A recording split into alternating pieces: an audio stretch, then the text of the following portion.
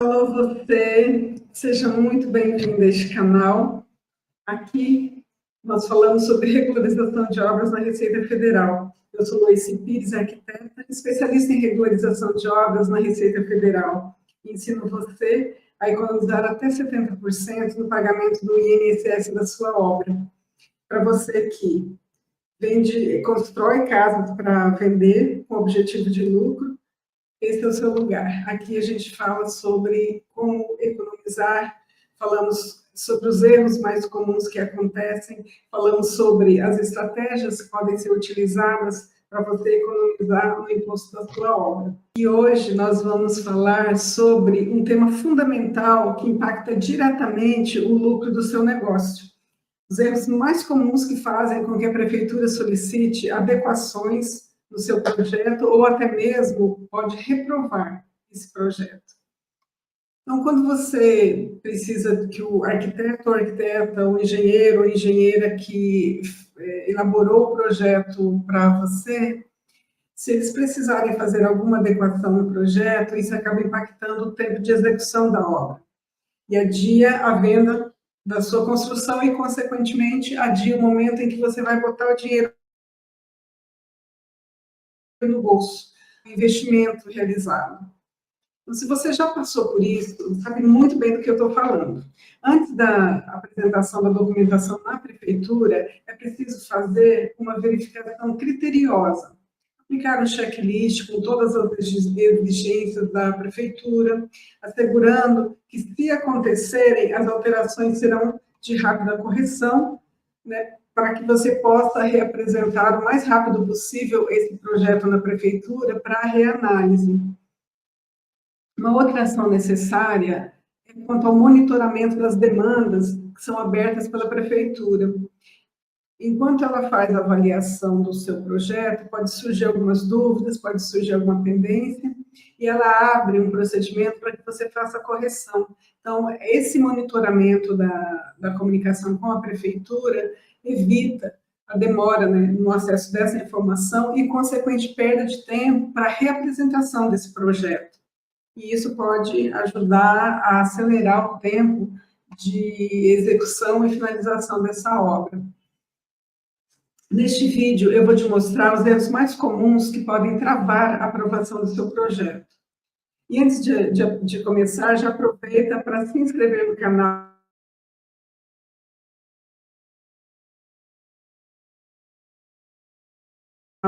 e deixar entrega conteúdo para mais pessoas que podem aí se beneficiar, né, desse conteúdo, dessas dicas e orientações. E também isso me ajuda para continuar fazendo mais conteúdo, trazendo mais informações para vocês. Então, senta o dedo no like e bora para os erros mais comuns.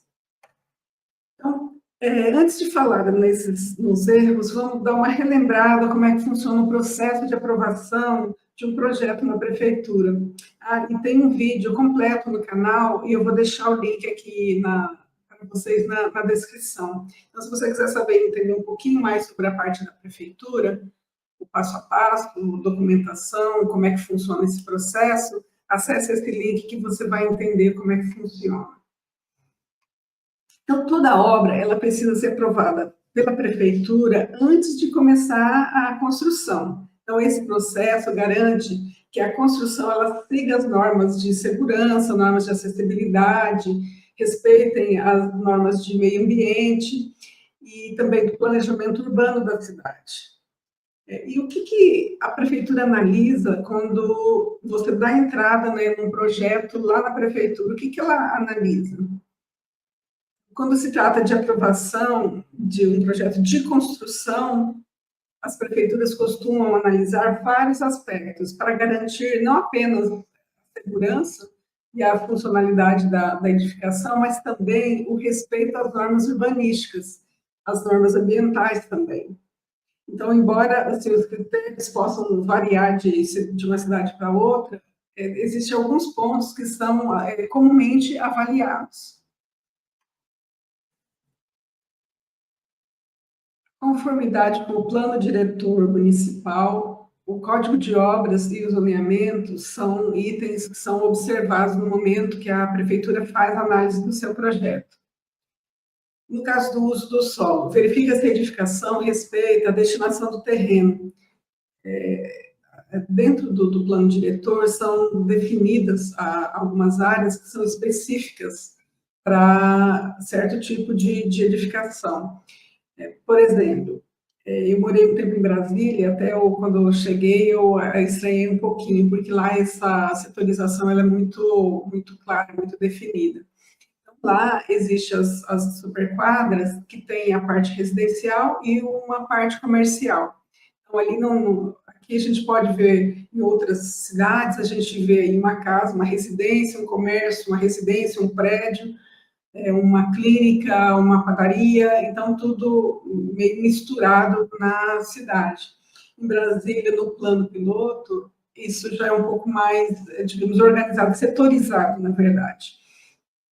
Então, as superquadras, elas têm a parte residencial e tem uma parte específica de comércio. E, em relação a outras áreas, também são setorizadas. Por exemplo, existe o setor hoteleiro, o setor hospitalar, setor bancário, setor de clubes e setor de autarquias e por aí vai. Então, todos essa setorização, ela existe em outras cidades, mas não em relação à atividade específica. Por exemplo, na cidade, a maioria das cidades tem a parte residencial, a parte comercial. Embora ainda se aceite algum comércio nas áreas residenciais / comerciais, onde é destinado somente a comércio, você não pode colocar residência. Ou, por exemplo, um tipo de atividade como uma indústria, ela não pode estar no meio de um bairro residencial, não, a maioria das cidades. Então, um dos aspectos que é observado é isso. Onde está sendo implementado o seu projeto, está condizente com a atividade que aquele edifício é destinado, quer seja comercial, residencial, e se for uma destinação diferente da que é a aprovada pela prefeitura, então, muito provavelmente, a prefeitura não aprove o seu projeto, somente se for mudado, né, a destinação desse projeto. Um outro aspecto é o recuo e os gabaritos, né? Os recuos. Um outro aspecto são os recuos. Eles analisam esses recuos que são obrigatórios, né? Dentro do Código de Obras da cidade, são informadas as distâncias, né, mínimas que é preciso ter uma construção dentro de um lote. Então, para que não haja você, por exemplo, construir a sua casa toda de muro a muro, ela precisa sempre ter uma área de circulação para ventilação natural em volta da casa, também com o objetivo de melhor circulação, até para que o lugar ele seja mais salubre, né, evitando aí umidades e tal, e que ele possa receber tanto a luz solar quanto a ventilação em todas as faces da edificação. E se você não cumprir esse recuo mínimo exigido, é um dos aspectos que o seu projeto pode não ser aprovado na prefeitura. Um outro aspecto, o coeficiente de aproveitamento, que são, assim, limites de altura e de área construída. Por exemplo, um determinado bairro, é permitido que você construa até 50%, utilize até 50% do terreno com a construção. E se o seu projeto está ocupando 60%, a prefeitura não vai aprovar. Até os casos em que isso foi feito sem a solicitação de autorização, é preciso que ou a prefeitura, em algum momento ela autorize por meio de uma anistia que isso seja aceito, você paga essa diferença, paga um valor por essa diferença. Ou ainda existe a possibilidade de você solicitar essa autorização, para que você construa além do que é o permitido. E, evidentemente, você paga para a prefeitura, né, um valor maior para poder usufruir, né, desse benefício de uma construção maior. Mas a prefeitura não autoriza para todo mundo, né? Então é importante sempre passar pelo processo de aprovação para evitar que você perca, né, de repente, aí um projeto por falta de cumprimento desses itens. Os limites de altura isso acontece bastante em cidade litorânea, que esse planejamento urbano ele é feito de forma que consiga proteger tanto a orla, né, a orla, quanto os moradores. Por quê? Quando nas áreas litorâneas, existe bastante ventilação natural, e você acaba construindo, se você construir prédios muito altos, bem na orla, você tira a ventilação do restante da cidade. Então, um outro aspecto é o sombreamento na praia, que acontece, a gente tem cidades como Camboriú, né, que ocorreu esse fato e acabaram precisando aumentar a faixa de areia artificialmente para fugir, né, desse sombreamento dos prédios na orla. E o outro aspecto também, em relação à ventilação, né, sempre existe uma distância mínima exigida para a construção quando são prédios, né, prédios residenciais ou comerciais, existe uma distância mínima de um prédio para outro, para que haja realmente a circulação e o recebimento da luz solar. A integração com o plano diretor, o projeto ele deve respeitar essas orientações, né, do planejamento urbano, e principalmente algumas cidades elas já estipulam uma harmonização estética para determinadas regiões. Por exemplo, nas cidades que possuem um centro, né, um centro antigo, um centro importante, né, para a cidade, às vezes existe a exigência, por exemplo, de não ter muita poluição visual, por exemplo, a energia elétrica ela é subterrânea, para que você mantenha uma estética melhor nos ambientes. Então, se na sua cidade existem essas exigências, é preciso que elas sejam cumpridas para evitar que a prefeitura não aprove o seu projeto. Outro aspecto é a regularidade documental. Então, dependendo da atividade que será exercida nessa edificação, principalmente as edificações comerciais, então, as cidades exigem, e aí varia também de uma para outra prefeitura, as licenças e autorizações. Algumas exigem o estudo de impacto na vizinhança. Por exemplo, quando você vai construir um grande condomínio, como é que isso vai impactar na região?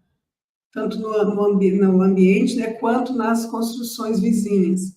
Então, é exigido esse estudo de impacto. Por exemplo, a construção de um grande shopping center. Então, existe uma movimentação de terra e depois que a edificação estiver pronta, uma movimentação de pessoas muito grande na região. Então, sempre esse estudo do impacto, ele prevê saídas para para interferir o menos possível nesse ambiente externo a essa grande construção. Outros aspectos que estão solicitados, por exemplo, exigências ambientais, a matrícula, a responsabilidade técnica. Então, tudo que é solicitado pela prefeitura, é importante que você mantenha aí um checklist para fazer uma revisão antes da entrega, ver se está tudo ali, conferir tudo direitinho, se está tudo preenchido corretamente, porque tudo isso evita um retrabalho. Como a prefeitura tem muita coisa para aprovar, muitas obras para analisar, se você entrega o mais correto possível, evita a devolução, porque quando volta, ela vai entrar para uma fila novamente, aguardando a análise. Então, tudo isso você perde tempo para iniciar a sua obra.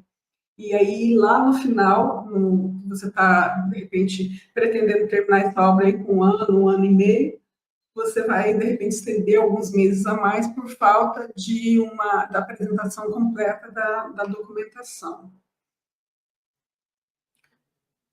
Então, cada prefeitura ela tem autonomia para exigir a documentação que ela entenda que melhor vai proteger a cidade, o meio ambiente e a sua população. Por isso que existe aí uma variação de uma para outra. Ela não é uma regra, como ela não é uma regra federal, né, então cada município tem autonomia para definir a documentação que ele exige. Licenciamento e registro, avaliação dessa documentação necessária, né? Aí algum dos documentos, alvará de construção, ou a documentação de responsabilidade técnica, que é o RRT, para o arquiteto, a ART para o engenheiro e o TRT para o técnico em edificações. As licenças ambientais, licenças de funcionamento, autorização de corpo de bombeiro, estudo de impacto na vizinhança, dentre outros documentos que podem ser exigidos pelas prefeituras. O projeto arquitetônico e os projetos complementares também variam aí de prefeitura para prefeitura. Algumas exigem projetos mais completos e outras aceitam um projeto mais simplificado. Então, ela tem um modelo que ela aceita, normalmente, inclusive, o software que é utilizado, ela já informa qual é. Algumas prefeituras acabam exigindo que os projetos sejam feitos em BIM para facilitar a compatibilização entre os projetos complementares. Mas ainda não são todas. Então, algumas exigem aí os complementares como fundação, estrutura, instalação elétrica, hidrossanitária, prevenção contra incêndio e outros. Mas nem todos sempre são exigidos. Os principais são o projeto arquitetônico e o projeto de fundação e estruturas. O responsável técnico, ou seja, quer seja o arquiteto, o engenheiro ou o técnico em edificações, ele sempre conhece a legislação municipal e aí ele tem como fazer o mais correto possível, né, esse projeto. Então, ele analisa, reanalisa, estuda de novo essa legislação antes de elaborar esse projeto, para cumprir, né, a legislação municipal. Outro aspecto que é observado são os aspectos técnicos e de segurança. No caso do projeto estrutural, ele confirma esses cálculos estruturais. A responsabilidade técnica é de quem elaborou o projeto, porém, a prefeitura dá uma olhada lá para ver se não tem aí alguma coisa muito fora do padrão. E ela confirma, né, se esses cálculos garantem a estabilidade e segurança da edificação, e aí, considerando carga, resistência, materiais utilizados, mas a responsabilidade realmente é sempre do responsável técnico. E a prefeitura, ela faz o papel de fiscalização.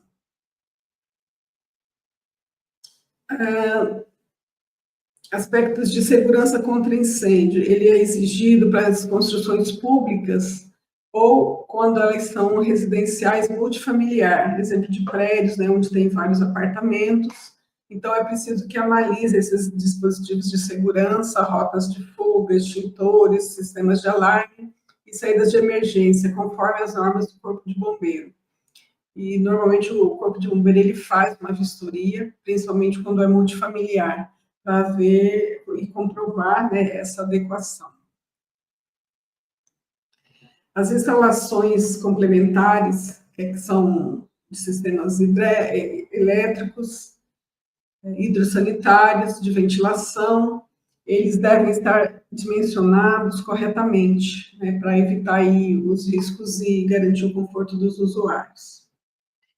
O quarto aspecto é a acessibilidade e o conforto. Então, as normas de acessibilidade, elas são exigidas hoje apenas para edificações públicas ou quando elas são residenciais multifamiliares, por exemplo, a parte comum, né, de convivência nas multifamiliares, é preciso estar tudo adequado. Não entra no apartamento, né, essa exigência, mas no ambiente onde é de convivência coletiva, aí são exigidos, por exemplo, as rampas, banheiros adaptados, as sinalizações táteis para os deficientes visuais, e também os espaços precisam atender pessoas que possam estar aí com uma mobilidade reduzida, quer seja temporária, por exemplo, alguém que sofreu um acidente, está com alguma limitação, né, nos membros inferiores,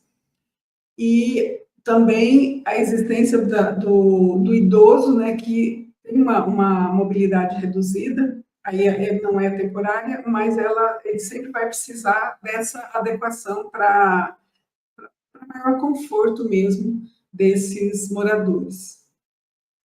A circulação em espaços comuns, por exemplo, análise de circulação interna, nos espaços de convivência, garantem conforto e segurança para esses moradores e para quem usufruir do espaço também.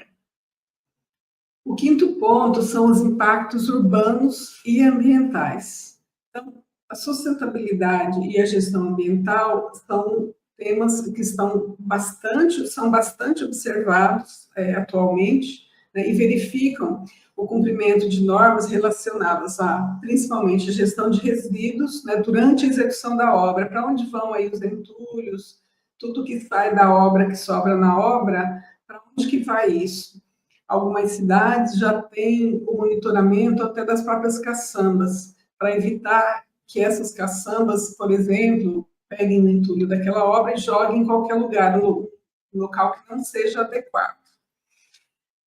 Então, existe esse monitoramento.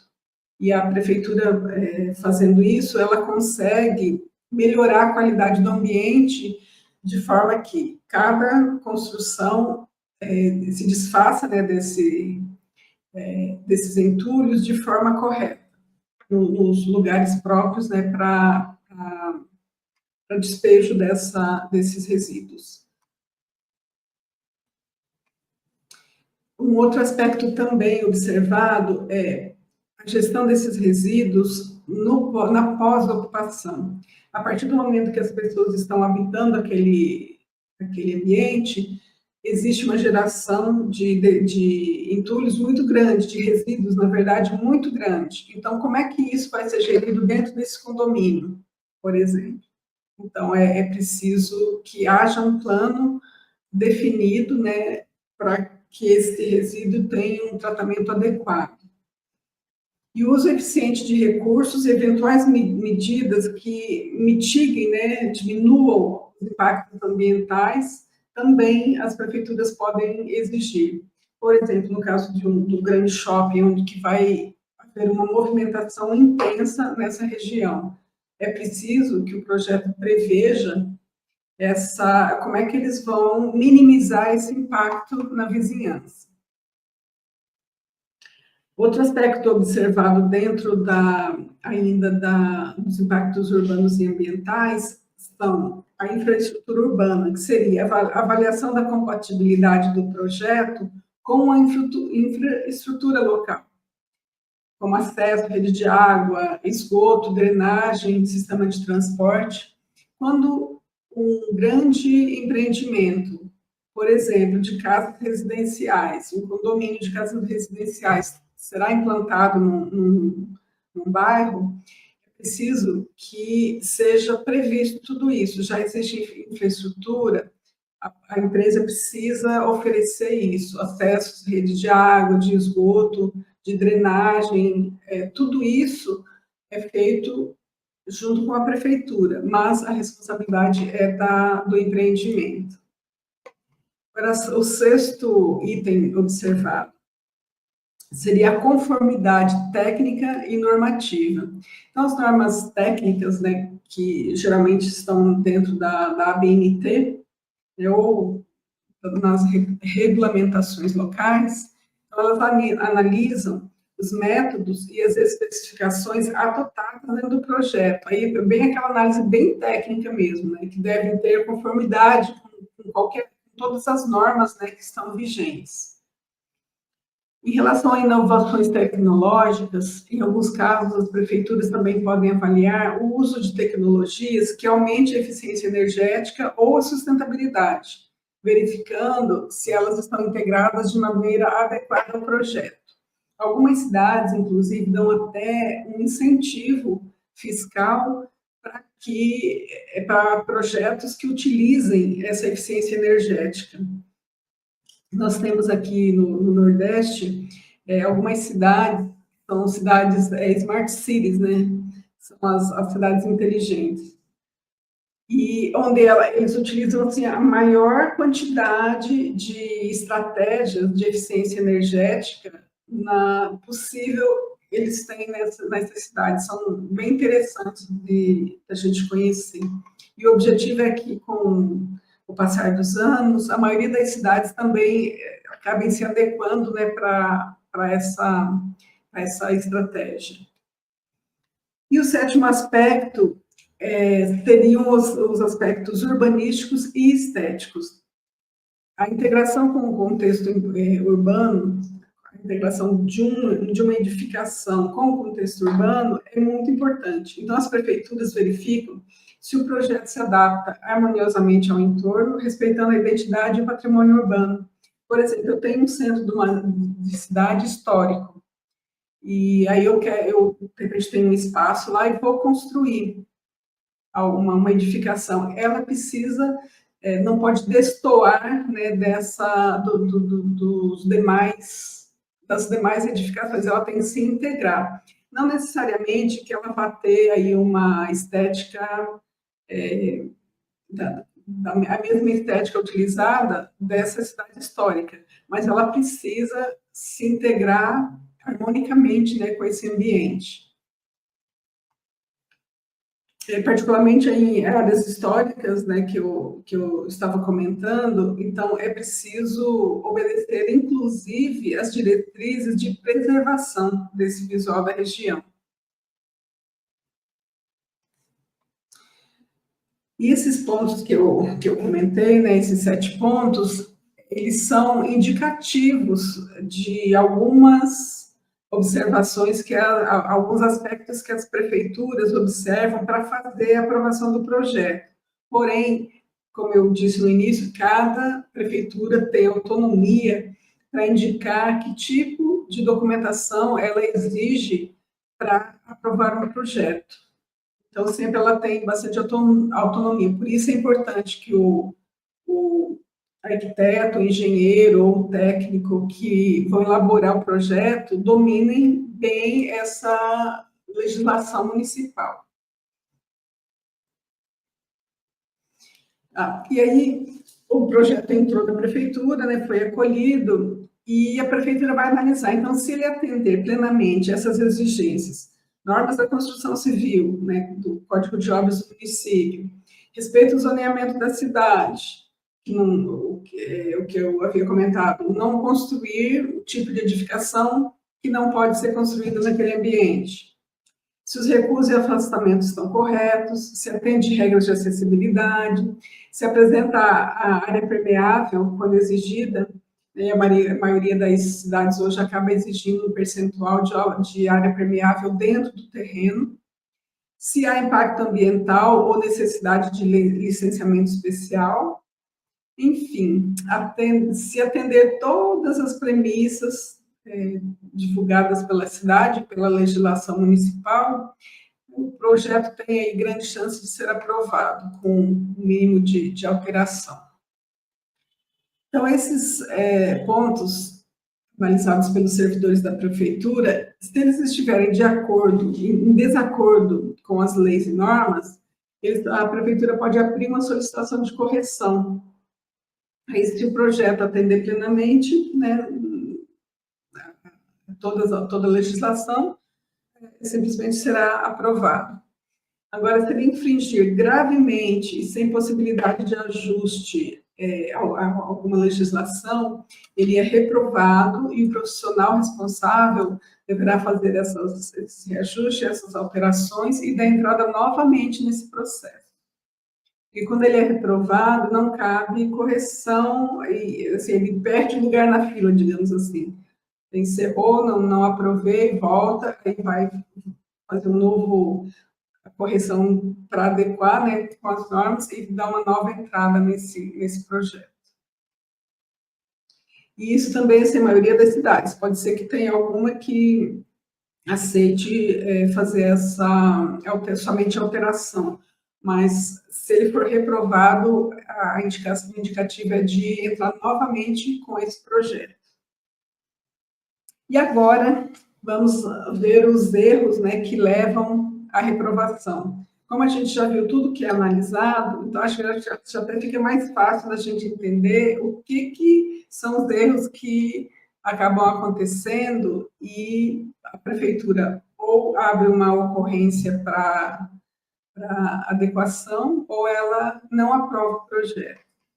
Então, o erro número 1, não obedecer ao zoneamento urbano na elaboração do projeto.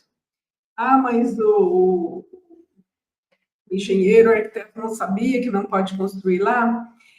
Quando tem um engenheiro e um arquiteto, a maioria das vezes não dá problema. Pode acontecer de algum profissional inexperiente acabar, de repente, elaborando um projeto de um determinado tipo de atividade numa zona que não pode, mas assim, é mais raro. O que mais acontece é a pessoa, de repente, tem uma casa num bairro residencial e, de repente, ela resolve não botar um comércio aqui. Não pesquisa nada, não pergunta nada, vai e bota o comércio. Então, aí, esse tipo é irregular. Então, assim, é mais fácil de você encontrar esse tipo de erro. E pode acontecer também, né, pela inexperiência, acabar infringindo alguma regra de zoneamento.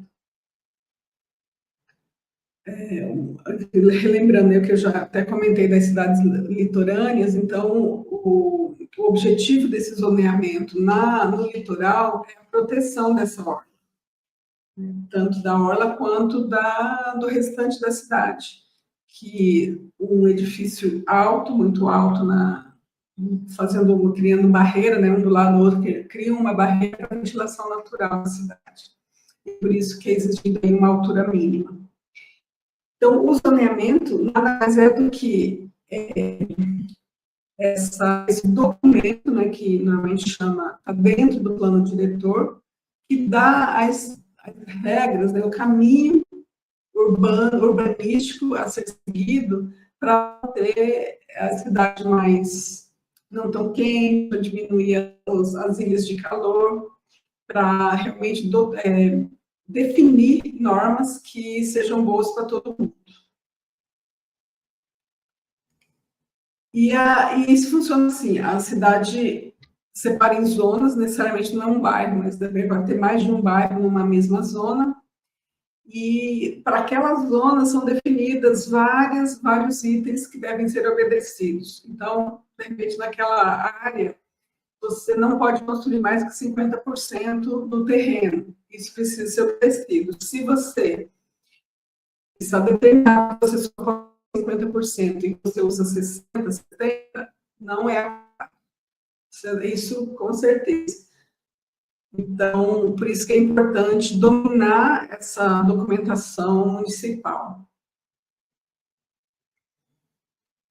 Então, até sobre Brasília, tem o traçado urbanístico, né, original, inicial de Brasília, que foi desenvolvido pelo arquiteto Paulo Hungria, que era da equipe do Celso Costa, que foi o urbanista, né, responsável pela cidade. E ele acabou dividindo a cidade em setores, né, norte, sul, leste, oeste e central. E até hoje já tem noroeste e sudoeste, que são bairros que vão surgindo e aí acaba aumentando aí esses setores. As regiões administrativas do Distrito Federal, né, que é do plano piloto, ela acaba tendo aí áreas específicas para diversos segmentos, como eu tinha comentado, setor bancário, comercial, hospitalar, setor de diversões, de autarquias, de clubes, de embaixadas, as áreas residenciais e as áreas comerciais. Então, tudo isso setorização. Isso acontece em Brasília e uma tentativa de setorização, mas a grande maioria das cidades no Brasil, elas acabam misturando, né, essas funções. Então, se o projeto de edificação for feito sem considerar nenhuma regra, né, sem considerar as regras, ele é reprovado na hora, sem dúvida. Por isso a importância de você sempre ter um arquiteto, um engenheiro ou um técnico em edificações elaborando o seu projeto. E aí, um exemplo. De repente você quer construir um galpão industrial em um terreno que, segundo a prefeitura, é exclusivo de residências. Se o zoneamento não permite esse uso, o projeto vai ser negado imediatamente, não, sem chance de passar. Tá, aí o erro número 2, não observar a norma de recuso do orçamento obrigatório à divisão do lote, que são as laterais da frente e do fundo. Então, é mais comum do que parece. Porque às vezes você tem, eu quero usar a maior parte do terreno, e na sua cabeça, né, imagina que você pode, às vezes, não contratar um engenheiro, um arquiteto fazer e acaba infringindo. E isso é um item que não tem jeito. Às vezes precisa haver a demolição para poder fazer a correção. Por exemplo, se o mínimo exigido é, digamos, 1,5 m de recuo lateral, e você deixa recuo de 1 m, não passa. Então, se você já construiu a casa, para regularizar, você precisa fazer a demolição dessa parede, isso é refazer reformar essa casa para poder cumprir esses recursos. E eles existem, né, esses recursos, eles existem para garantir ventilação, iluminação, privacidade, segurança, e variam também de cidade para cidade. Pode ser que tenha cidade que exige 1,5 m, outra cidade de 1,80 m, 2 metros. Então, cada uma pode ter uma distância diferente. Importante sempre consultar, né, e dominar bem a legislação.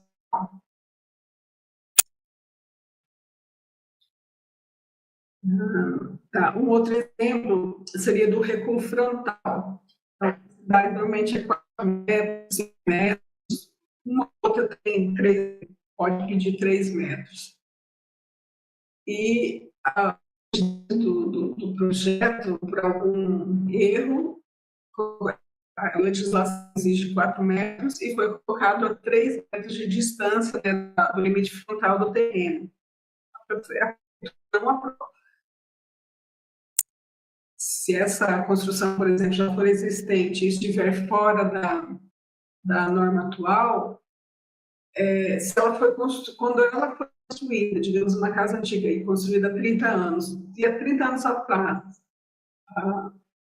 eram 3 metros que eram exigidos, então, beleza, você consegue regularizar, porque na época que foi construída, ela atendia a legislação. Houve uma operação depois, então não tem como mudar a casa porque mudou a legislação. Então, é admitido, né, que fique com os 3 metros e é possível fazer a regularização. Agora, sim, na época em que a construção eram 4 metros, aí não tem como. Aí é demolição mesmo. Ou também existe uma outra possibilidade. Às vezes, a prefeitura abre umas oportunidades de anistia, onde ela define algumas coisas que ela tem que regularizar no imóvel com aquela irregularidade. Por exemplo, 4 metros de recuo e você tem 3 metros na sua casa. E dentro da anistia, a prefeitura permite que isso seja regularizado. Então, tá ok. Ou era permitida a construção de 50% do terreno, foi construído 60%. É possível, com pagamento, né, da diferença desses 10 metros, é possível, perante a anistia.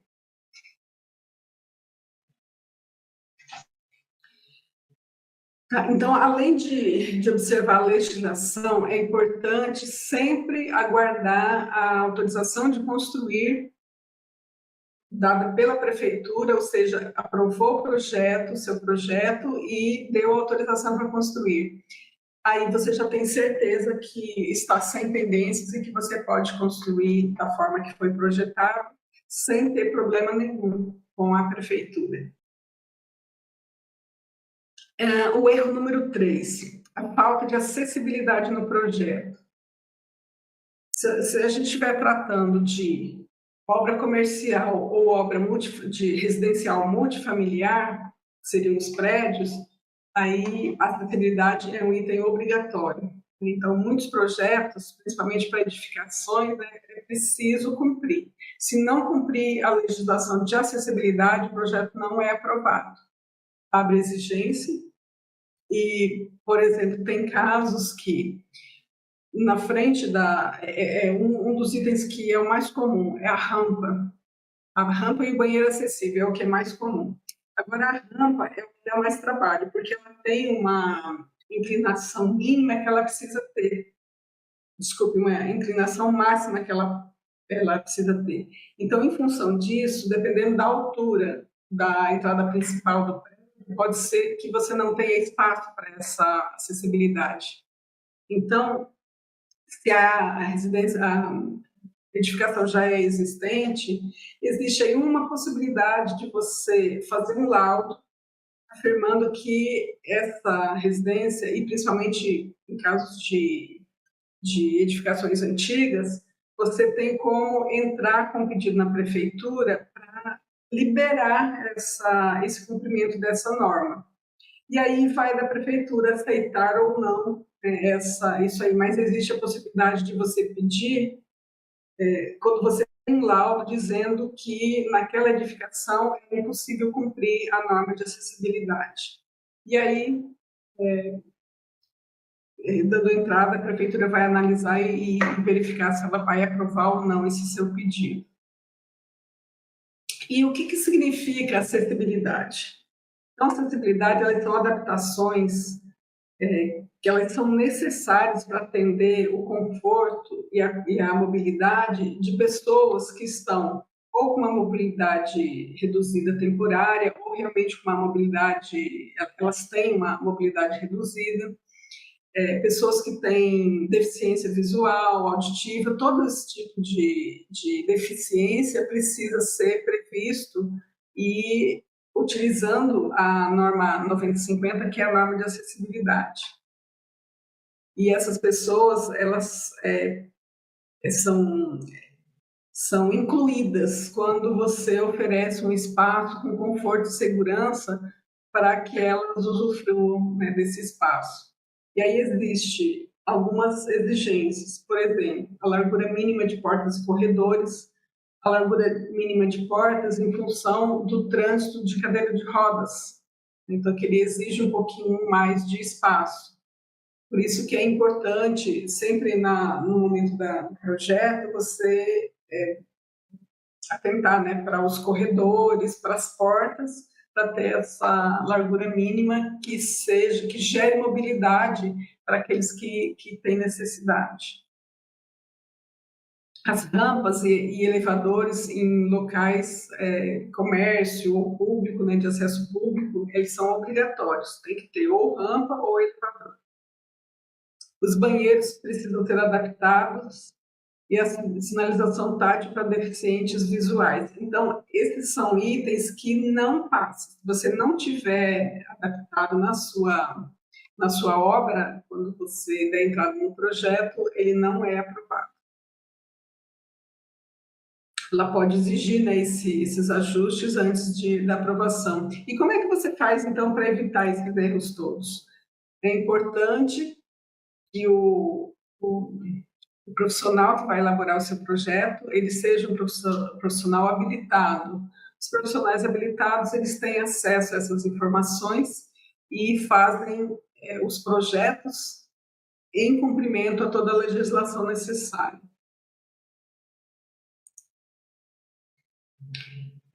Alguns tipos de edificações, as prefeituras fazem algumas exigências específicas, né, para aquele tipo de construção. Então, sempre consultar as normas da prefeitura, se necessário, fazer uma visita à prefeitura antes de dar entrada. O quarto erro é a apresentação de documentação incompleta. Isso é muito comum. Às vezes, na pressa de você apresentar o projeto, você acaba esquecendo algum documento, preenchendo algum documento errado, e isso faz com que acabe estendendo esse prazo. Então, antes de dar entrada, é muito importante fazer uma checagem completa para ver se está tudo ok. Então, muitas das reprovações, elas acontecem simplesmente porque faltou um documento na hora da análise. Ele faz parte de um checklist da prefeitura, só que você não colocou, esqueceu pela pressa ou algum outro motivo, e a prefeitura isso já vai dar uma travada na análise, porque ela só analisa se ela tiver toda a documentação completa para fazer a avaliação dela. E quais são os documentos, né, mais comuns que as prefeituras exigem? Então, como lembrando mais uma vez, cada prefeitura tem autonomia, cada prefeitura tem uma lista específica de documentos que ela exige. Quais são os documentos, então, mais comumente solicitados pelas prefeituras? Lembrando que elas têm autonomia para definir quais os documentos que elas exigem. Os principais são a planta arquitetônica, assinada por um profissional habilitado, o registro do imóvel atualizado, a anotação da responsabilidade técnica, que seria RRT, ART ou TRT, e o comprovante de pagamento das taxas municipais. Então, se faltar algum desses documentos, a prefeitura não aprova o projeto, até que tudo esteja completo. Como é que a gente evita esse erro? Então, sempre fazendo aquela conferência, né, muito criteriosa da lista de documentos exigidos pela prefeitura, no site ou as prefeituras que oferecem isso fisicamente, né, antes de dar entrada no pedido da aprovação. Eu disse, verificação criteriosa, ponto a ponto, informações, documentação, para evitar aí um atraso. E agora a gente fazer uma revisão geral, né? Então, para a gente entender, fixar quais são os erros mais comuns que fazem a prefeitura reprovar um projeto, mais importante. Bom, pessoal, agora vocês já sabem quais são os erros mais comuns que fazem a prefeitura reprovar um projeto e, mais importante, como evitar esses problemas. Aí vamos fazer recapitular rapidamente.